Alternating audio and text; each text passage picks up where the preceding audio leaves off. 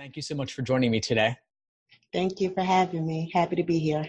Great. Well, I really appreciate your taking the time to give such detailed responses to my questions. It's definitely helpful to orient our conversation for today. I'm wondering, out of everything that you raised, out of all the questions you brought up, if there was one thing that would change everything about your prep going forward, if this conversation were the starting point of a massive transformation in your understanding of the LSAT, what would need to happen for you? I guess maybe speed, but maybe that's still too early to try to calculate within me doing this. But I think me going faster would definitely help me with this process. Yeah, going faster, that's huge, of course. The LSAT has such a big time component. I'm wondering if there's a particular section of the LSAT or a particular timing struggle you have where we could focus. Is there a certain section that gives you particular trouble? To be honest, I feel like I still need help in all three. I kind of get gains in logical reasoning, but reading comprehension may be hard for me, just trying to read all of those paragraphs and get them and trying to understand them in that time limit. But I think all three I really need help with. Sure. We could talk about all three and start with reading comp, for example. And I appreciate your sending over such detailed notes and photos of what you're doing on reading comp. And it looked to me like for reading comp, you're underlining and highlighting quite a bit. Mm-hmm.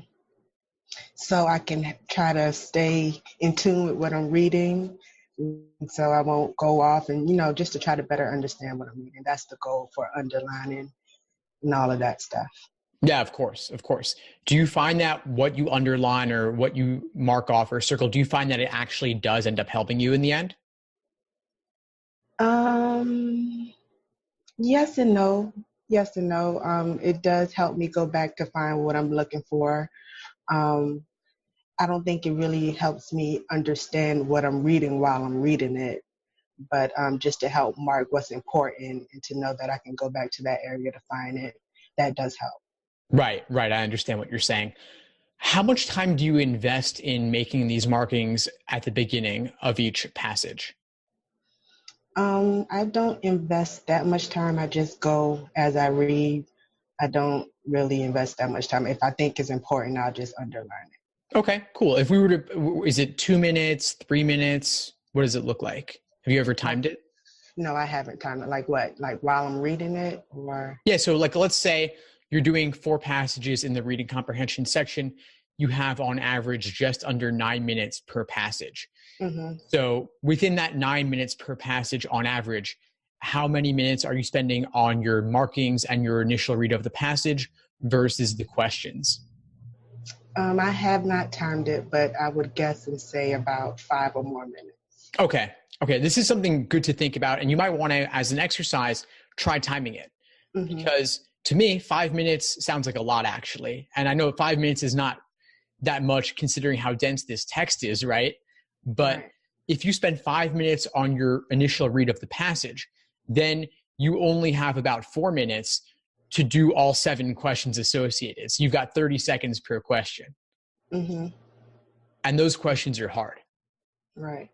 So what do you think could happen for you if you reframed it a little bit? And let's say you put 2-3 minutes in your initial read of the passage, and then you would have 6 or 7 minutes for the questions. How might that change your flow as you go through the passage? I guess it will make me go quicker, definitely. I'm not sure if I would be able to understand everything as I go, but I would just try to make sure that I do understand everything. Mm-hmm. Yeah, and there's, of course, a lot of details, and you might not want to digest them all at once, all up front. But what if you were to focus on the big picture, the main idea, the primary purpose, the author's opinion, and then for all those nitty-gritty details, you don't necessarily absorb them in the moment, but at least you know where they are to go back and find them when you need to solve particular questions. How could that change things for you? That makes sense. Just having my frame of mind that I'm only reading for a certain purpose and not trying to read everything and gain all of the information at one time. So if I have an idea to just go in for the main purpose and just try to separate everything, I think that could definitely help. Okay, great. Awesome. Now you talked a bit about getting ready for test day. When are you taking the LSAT? June. Okay. You were asking about, should you do timed tests at this point? If so, how many a week? Mm-hmm. How many have you been doing right now so far on average? I've been scared. I haven't done it. Obviously, it's very natural. You're not alone in that. But what exactly makes you scared to take a timed exam? Just feeling like I'm going to stop in the middle and not complete it. And just, I don't know, I guess all of the information is kind of scary. But now that I'm getting to understand it a little bit better, it's not as scary, but I still haven't taken the full-time test yet. Yeah, no, it is scary. And of course, the early results can definitely be discouraging. They certainly were for me. My first dozen or so exams I did timed, I was consistently hitting my lowest scores over and over and over. And it made me feel dumb, and it was frustrating. And it turned out that I hadn't really fully grasped the fundamentals before doing those timed exams. And I think of the LSAT as being like a foreign language. So if you get a low score, all that tells you is that you haven't learned that language yet. You're not yet proficient, but you can with time. And of course, we've got about 2 months until June, plenty of time to undergo a transformation in your understanding of this exam.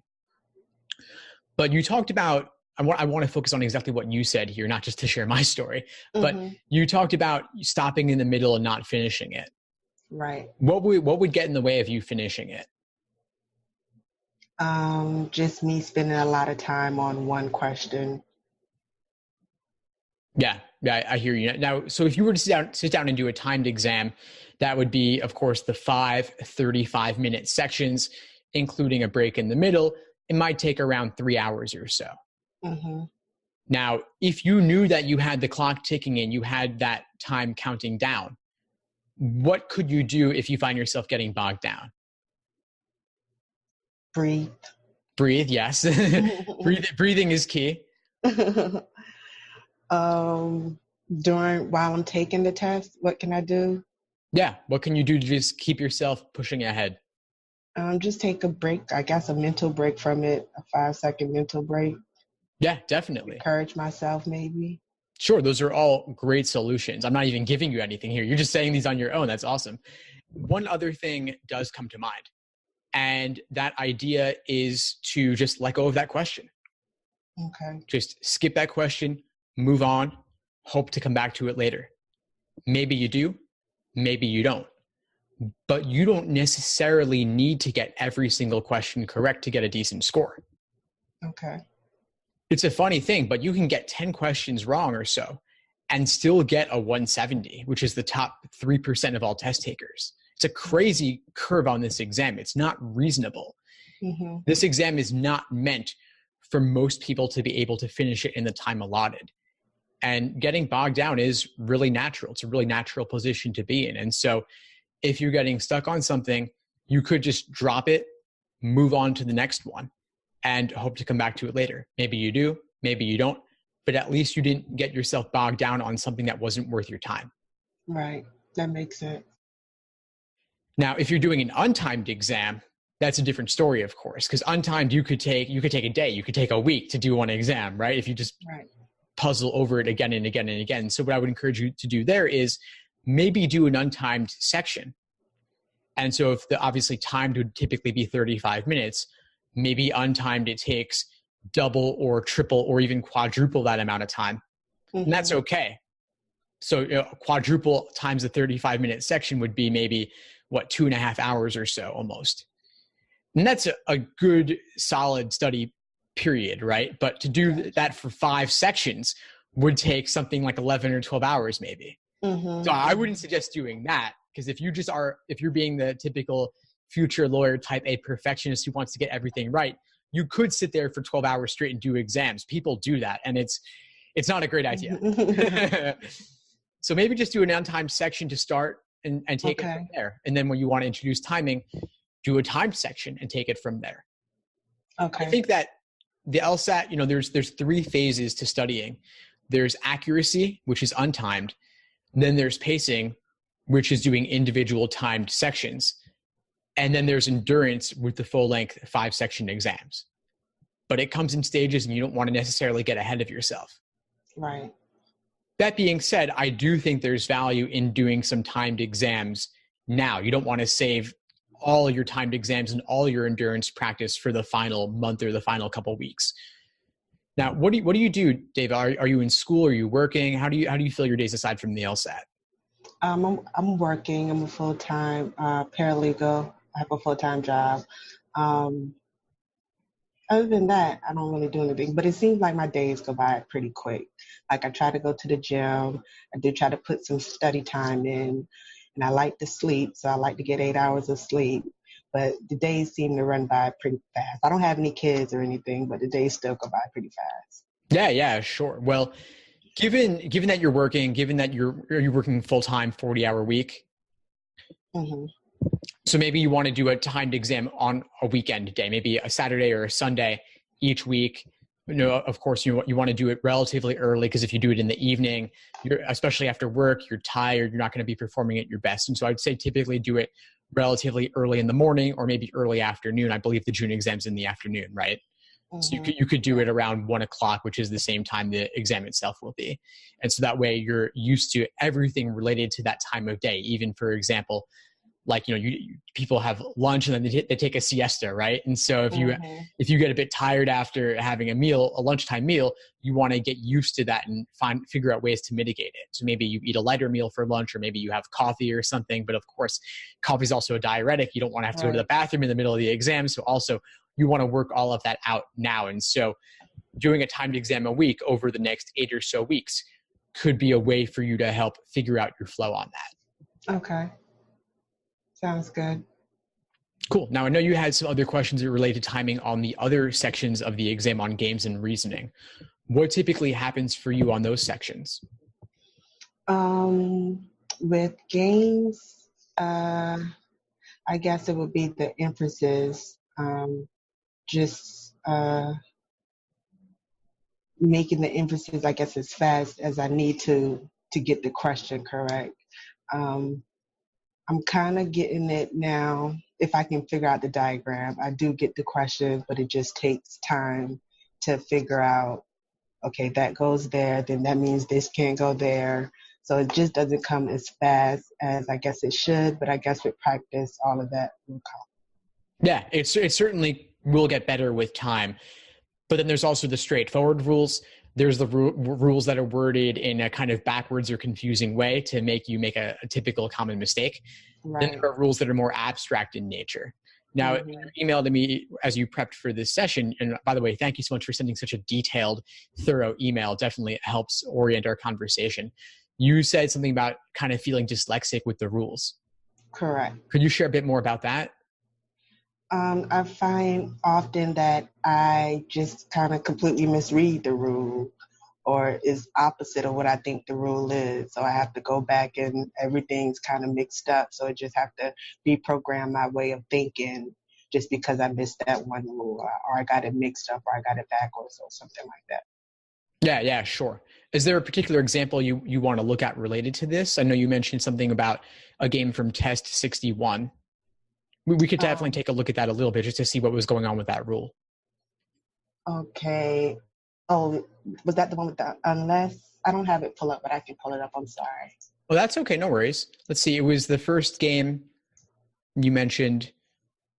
The first game, I don't particularly see an unless there. And with this game, it was just very confusing. I couldn't understand it at all to even get the basic diagram down. Mm-hmm. That's the game that you're talking about. And on my note sheet, I had like the one up top was like how I started it, but then I saw that was incorrect. So I started doing the one at the bottom because I noticed in the answers, that's what it was doing. So, but I really couldn't grasp the whole concept at all. Yeah, sure. Well, this is definitely a pretty tough game. And so I think that as you were correct in saying that, well, I'm not really sure how to diagram it. My intuition's not really getting me anywhere. But then I can look at the orientation question, the first question of the game, and see how LSAC does it. And that can definitely be a good guide to how you might do it. And of course, your diagram won't perfectly represent what they're doing, but it can still give you some indication of where you might want to go with it. Mm-hmm. So I think you ultimately kind of figured that one out for yourself. But one thing I can say just about the initial paragraph, and this is, of course, Test 61, Section 3, Game 1 for those following along. We've got 6 workers and 2 cars, car 1 and car 2, and we're dividing the workers between the 2 cars. And so I would categorize this as a grouping game, in particular grouping splitting, because we're splitting the 6 variables between these 2 cars. And so LSAC laid it out, row 1, row 2, listing the workers in each car. I might draw it as a T chart with 2 columns, car 1 on the left, car 2 on the right, and then listing the people below. And this game is a lot about which people will be together or which will not be together. And so it's a lot of restrictions and blocks of people going together or not. But I still really don't see how I came up with that graph, even though the LSAT gave it to me. Like, just thinking about it, I wouldn't have came up with that at all. Well, it takes time, and it takes gaining a lot of familiarity and doing a lot of games. How many games would you say you've done so far? To be honest, I kind of just started learning games. I was stuck on logic reasoning for a while, but I haven't done that many. I do get the concept. Well, that's great. And I think that getting the concepts is key, but the LSAT is really almost kind of like a pattern recognition, where you're not looking to reinvent the wheel under timed conditions. There's too much. It's too complex. What you want to do is take your previous knowledge of all the games you've done up to this point and then combine it with what you see in front of you on test day or under timed conditions. And so if you haven't done that many games, it's perfectly natural that you wouldn't have a immediate starting point that comes to mind. What you want to do is you want to do 40 games, 80 games, or even 120 games. And that would be 20 or 30 exams worth of games. And that's not too much. I know it sounds like a lot. It does. And it is a lot. But also consider that there's 86 numbered released exams at this point, and then a handful more that are unnumbered. And the people who get perfect on games are doing a lot of those. They're not necessarily doing all of them or even a majority, but they're doing a couple dozen exams worth of games to build that baseline of understanding, because there are several different types of games and no one single exam will cover all game types. So you might even do 3 or 4 exams worth of games and never see anything like this one. Right. And so you're seeing it for the first time. Naturally, it's not going to go well, and that's okay. You can use that as a way to just continue building your foundation. And like I said, if puzzling through it on your own isn't getting you far enough, then definitely go outside, go to the explanations, whether they're my video explanations or written ones or forums and such. There's a lot out there. Mm-hmm. Yep. Let's talk about logical reasoning a little bit. I know you said there were some things going on there with conditionality. You want to share a bit more on that? Sure. Like I said, I do understand the if-then concept, but I guess just getting it in real life, like just trying to understand the concept in real life. When I read it on the paper, sorry, my light went off. When I read it on the paper, if it has if and then in it, of course I get it, but even if it doesn't have if and then in it, I still get the concept, but I don't know. I don't know, because sometimes I don't get it, but I do get it. Yeah, no, I get what you mean. A lot of times people have a good conceptual understanding, but then they can't really articulate it or diagram it or take the contrapositive. And so there's different levels of understanding. There's a level of understanding where you just have a conversation with someone and it naturally flows. But then to actually really force yourself to articulate it and paraphrase it and kind of remix or repurpose it, that's where we see if you truly have a deep enough understanding to avoid LSAC's tricks, because LSAC is very good at masking and disguising things and making familiar concepts seem unfamiliar or more difficult. And so it's definitely worth taking some time to write that out. And so you could even, as part of your review process, write things out by hand or type them or talk with someone else. Find a study buddy, find a partner, find a tutor, even go online and post about it. But it's really important to actually get your words out of your head, because in your head, it's too easy to look at the explanation or the answer key and say, I get it now. It's much harder to actually thoroughly explain it so that somebody else could understand it. So let's just walk through some examples now. I'll just kind of make some up for us together and we can talk through them. So let's say we have the statement, if I eat pizza, then I'll be happy. Mm-hmm. That's a pretty simple, straightforward conditional, right? Right. If you were to diagram that, how would you diagram it? P arrow H. Perfect.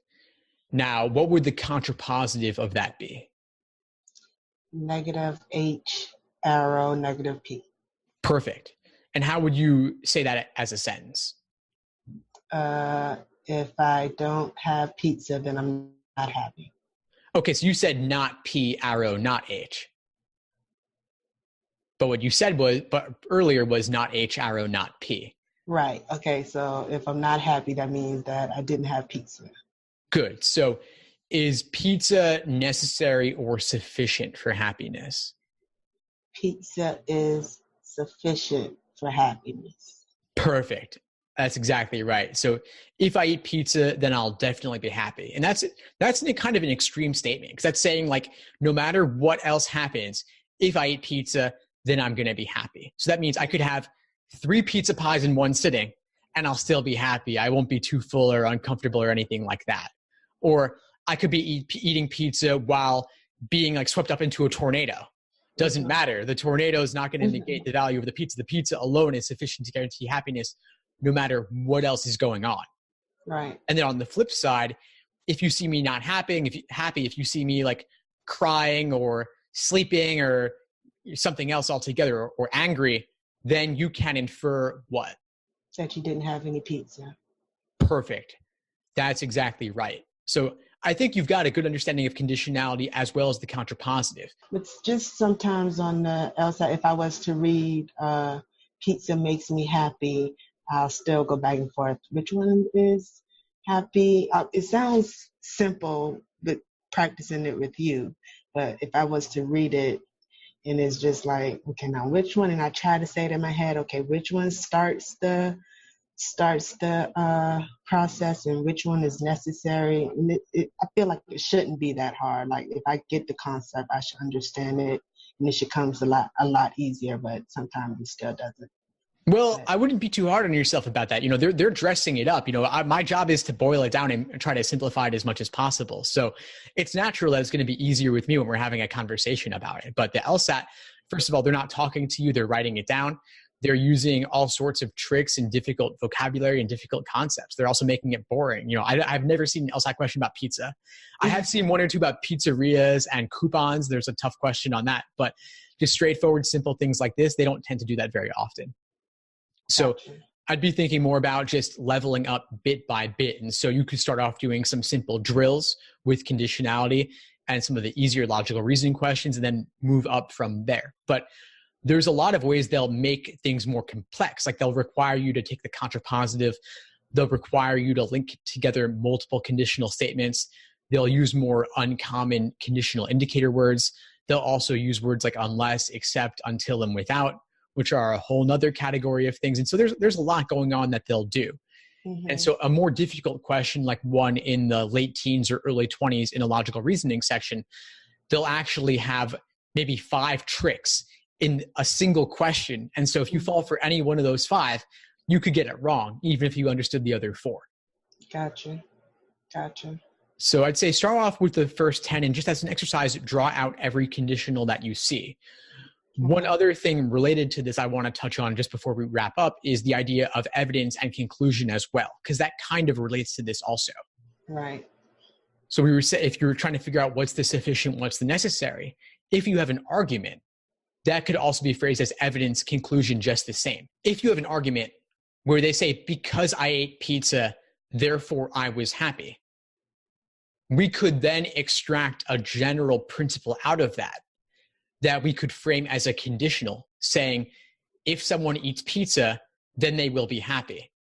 If that general principle were valid, that could then be applied to the specific argument in the stimulus with the because, therefore.